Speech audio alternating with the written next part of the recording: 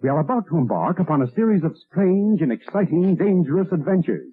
Adventures that will lead us to all parts of the world. Hello and welcome to another Bad Comic Review. This time we are looking at Capwolf the Howling Commandos issue 3. This is a mini-series from Marvel Comics that started in 2023, written by Stephine Phillips, art by Carlos Magno, color art by Espen Grundetjern, letters by VC's Travis Lanham, cover by Ryan Brown. Assistant editor was Caitlin Linsvet, edited by Alana Smith. Cover's cool, I really like that. It's got a real dynamic look to it with the evil witch lady. Now we do learn more about our witch lady and how she came to be working with the Germans, and it turns out the Russians tried to kill her a long time ago and they wiped out a bunch of her family. Meanwhile, Captain America is making his way toward the fortress with the Howling Commandos not too far behind, and they're making short work of the majority of the soldiers that they're encountering. Unfortunately, there's a large pack of werewolves waiting for them. So when Captain America comes across this witch lady, he turns down a proposition from her and is beset by a bunch of werewolves. There's a lot of action in this book, and we even see what's going on with Sergeant Fury, and we're left with a kind of a cliffhanger ending, and I'm excited to see where that goes. The art is pretty solid in here. There's some great use of shadows. There's a couple of rough panels, but I didn't really have a problem with the majority of the art that I saw. The werewolves look really, really cool, and the witch lady looks pretty good, especially when we see her in her other form, and it looks like we're gonna have a big werewolf showdown next issue. So a pretty interesting tale, not a great jumping on point, obviously, because this is a mini-series, but this has been a pretty solid story, and this issue really picks up the action. You don't have a whole lot of nonsense filtering it down, just a little bit of background on the evil witch lady, and then a bunch of explosions, gunplay, and werewolf fighting. So I was real happy about that, and I am looking forward to reading the next issue. So they actually made Capwolf an interesting concept here, much better than it was in the Sam Wilson story, which was really